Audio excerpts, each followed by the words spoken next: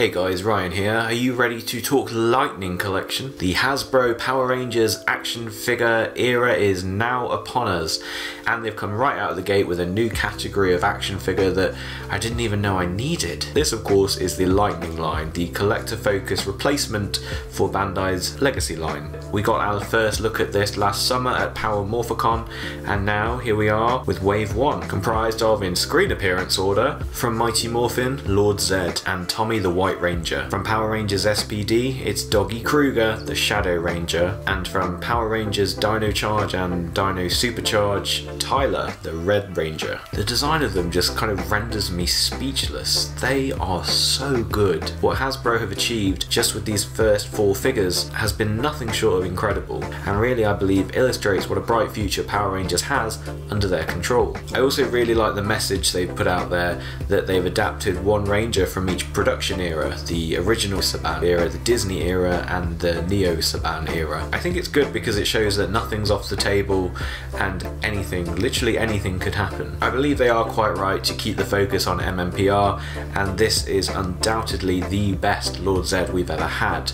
I've seen some fans have managed to customise theirs with some chrome effect paint. I would love to do that to mine. Some of the results have been astounding, like the screen accuracy is just next level. The detail on Lord Zedd is incredible, down to the little tubing that they've added. Zedd comes with his staff, which is actually a really good size this time, and his monster grow grenade thing that you would see throughout season 2. Really nice touch, and he's also got a left and a right hand capable of holding them. Yep, these Hasbro figures also give you additional hands. Then on to Tommy. Now recently the SH Figure Arts re-released red, green and white with civilian heads that you could pop on, pop off, and I really wanted them to begin with, but then when it became clear that they weren't going to complete the team like that, and then also that Hasbro were going to be giving us civilian heads with their collector's figures, it seemed like a no-brainer to just sit back and wait. Tommy with a swappable helmet to head, and it's from his trademark ponytail era. I do think with this the head just seems a little too high up on his neck, or maybe a little too small for the body,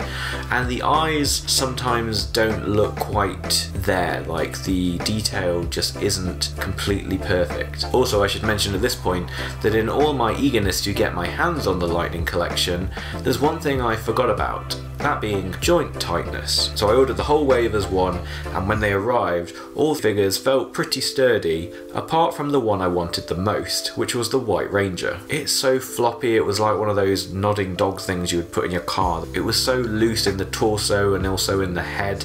It was really disappointing, and it was something that I realised I hadn't really had as a problem in any of my White Rangers since the days of the Automorphin that was played with so much it went loose. I ended up in this horrible scenario where the torso was so loose that he would either lean too far forward or too far back depending on what position you'd clicked it into. Unfortunately the web shop I bought these from doesn't consider these minor posability defects to be grounds for return or exchange, so from their perspective I was stuck with it. So I ended up contacting Hasbro customer service, not really expecting anything. Also, in the meantime, I ordered a second White Ranger from another website. That one came and wasn't as loose, but was still loose, probably about halfway there as loose. The big problem with that one though was the paint was dreadful. This is something I'm seeing quite a lot about really all of Hasbro's figures so far, is that the quality control could be better. And here we go, this is something that I guess we took for granted in the Bandai era, because their quality control was generally always really good. Yes, of course, acknowledging that the Legacy line had their ups and downs, but when they did choose to paint something, and when it was in the right colour, it was generally applied really well. So it's incredibly frustrating that Hasbro, who are choosing probably better fitting colours, are having more of an issue in the application process. So by this point I had 2 White Rangers, and luckily Hasbro replaced my first one, and when that one arrived the head was still a little loose, but the torso was perfect. It was much more on par with the rest of the figures in the wave. So at this point I've got a White Ranger that is really loose but looks okay, I've got a figure that isn't loose but is painted quite badly, and I've got a figure that's somewhere in the middle. What do? So that one in the middle I just discarded. I probably never should have bought that one, and this is where I went down the YouTube rabbit hole into Marvel Legend territory and work out how to take it apart. The arms, at least up to the shoulder joints, The legs and of course the head come off really easily. That then leaves you with the shield. Now the shield isn't glued down, so I think, well, surely it must come off somehow.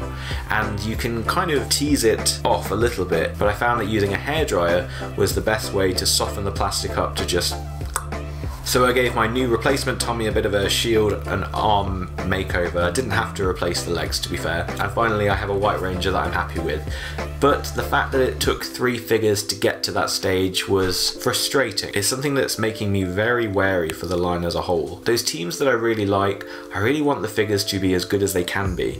And when I had 3, including 2 that I was less interested in, which felt perfectly, and then the one that I wanted most of all was the one I had the problem with over and over again, it was not an experience I was expecting. And I really hope it's just because White Ranger was probably the first one they designed, and hopefully whatever issues led to those first few figures being so loose isn't repeated in future Mighty Morphin Rangers. I guess we'll see, but it's something to be aware of. We should point out at this stage that Saba is painted really well, and that though there are some paint imperfections over the White Ranger, by this point I've Frankensteined the best parts of 2 of them together with options for a 3rd. And yes, they do seem to suffer from similar blemishes in the same places, probably to do with the factory process and maybe where they come off the molds, I'm guessing. But overall the appearance, the detail, the accuracy is really great. If you've watched my old 12 White Rangers video where I talked about how Legacy was probably the best White Ranger figure we'd had at that point, this blows right past it. The posability is immense, Saba is the best we've ever had, and the fact that you can transform him using a civilian head just makes this line for me. This for me takes it all the way back to the Auto Morphin days where you could recreate its morphin time yourself. It extends the idea of Power Rangers past the emotionless helmet wearing superheroes and really relays it back into the people underneath. And then we've got Doggie Cruger from SPD. This is actually my first Shadow Ranger figure, so I don't have any previous Bandai figures to compare it to. And it becomes really clear that Hasbro are not messing around when it comes to the body molds. They're making the Rangers different sizes to suit what they're supposed to be, whereas Bandai would give us one scale and everyone matched it regardless of height differences in person. It's really cool, I think, that Doggie Cruger, who is an imposing big presence in that series, is the tallest figure of the wave so far. Like Tommy's, his armour is kind of this rubbery overpiece, and he comes with a posable hand for the morpher. He also comes with his sword, and really great attention to detail, a little neck piece so that his head and neck are visible in the helmetless mode. At the moment I've still never really seen SPD. I know who all the Rangers in it are,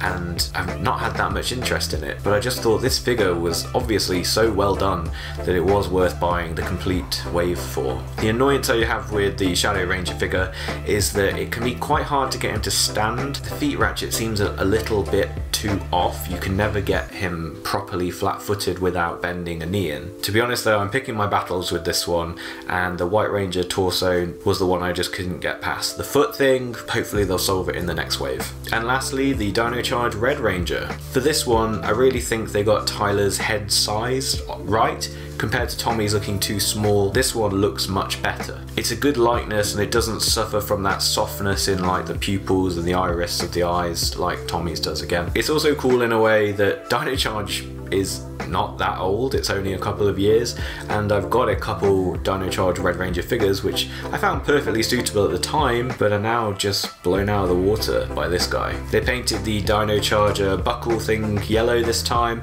and the Tyrannosaurus symbol is slightly raised and painted really nicely. Sort of downside from the Bandai figures is that the shoulder pad is not adjustable this time, it's stuck in one position, so that hinders articulation slightly. Also they painted the backs of the gloves silver, I want to say kind of like gauntlets, not really though. Again, like Doggie, there is a bit of an issue in the foot placement, and the way it ratchets means that you have to pop the knee a bit out to get it to stand up solidly. The other thing I've noticed I keep doing with this is adjusting the arms because they seem to be too far out at his sides. You can actually rotate the forearm and bend the knee in to simulate the idea that his arms are closer to his sides. But yeah, that's something that really stood out to me on Dino Charge Red. For his accessories, issues, you get the nice Dino Saber sidearm and the Dino Charge Morpher. The Dino Charge Morpher could be painted better, and it does seem a bit like the paint, it chips off a bit too easily. It's strange that Sabo has been painted so well and the Dino Charge Morpher painted so sparsely. Fortunately, the detail is there, so I'm sure, just like I did with my Bandai action figure Dino Charge Morphers, I'll just break the paints out again. Another minor gripe for the Dino Charge Red, it's a shame they couldn't give us the combined mode of the sword and the Morpher, and that they couldn't give us Tyler's signature weapon. But who knows, maybe one day they'll do an armoured on version. I do wonder if maybe they considered doing a replacement arm with the Dino Steel on, and then they could have given us the signature weapon as well, but maybe that would have made it too expensive to produce, so I'm happy enough with what we've got for now. These 4 figures are leaps and bounds ahead of what Bandai were doing in their own collector's line, and of course their basic action figure line. Also, the special effect pieces were not something that I was that excited by, but I think they actually look really good. I'm enjoying as well that so far they're trying to give different kinds with each figure, and I hope that continues. Certainly from my Power Ranger Gram Instagram account, those pieces are very much appreciated. The only one that I think's a bit of a misstep so far is actually the one that comes with Tommy. I don't really get what it is. Does anyone know what it is? Zedd's effect I think is very in keeping with what happens on the show, and the sort of charge effect from the Dino Charge sword works really well as well. Is anyone missing Build-A-Figure from the Legacy line? No, didn't think so. Even the boxes for these figures are really nice, and if you're anything like me, you won't want to be getting rid of them either. Quality control is definitely the sticking point with these. The paint apps and the joint tightness are two extremely frustrating things that I do hope that Hasbro can tighten up as this line proceeds. But just in terms of how ambitious they're being and what a broad catalogue they're drawing from, you have to give them serious props, because this is the collection for long-time fans of the show, and so far every reveal has impressed me in some way.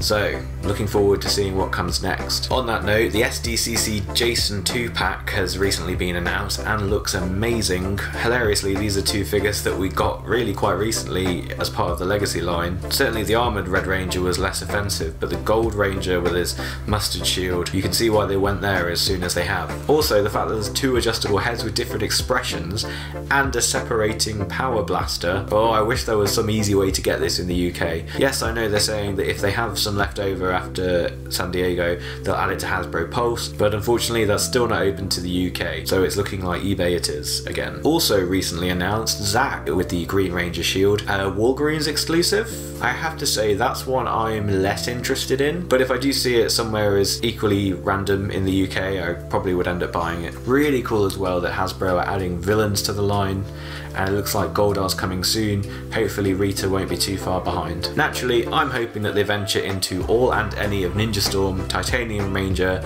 Time Force Pink, and Super Mega Force, why not? So despite the QC issues, I think it's still a bravo to Hasbro, and I'm really looking forward to seeing what comes next in the Lightning Collection. Let me know your thoughts of the Lightning Collection, and have you had any problems like I did with my 3 White Rangers? It'll be good to hear. So until the next time, see you later.